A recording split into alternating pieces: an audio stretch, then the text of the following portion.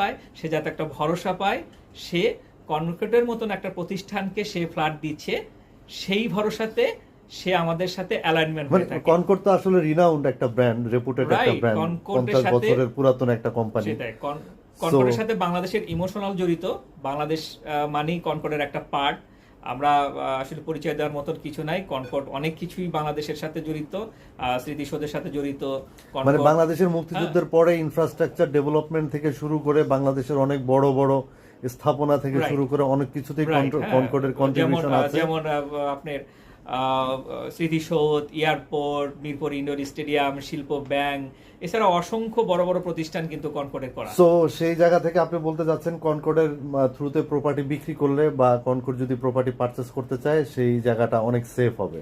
Concord কেনা মানে একজন সেলার তার নিশ্চিন্তে থাকা, কনকর্ড কেনা মানে সেলার নির্ভাবনায় থাকা। ওকে, থ্যাংক ইউ।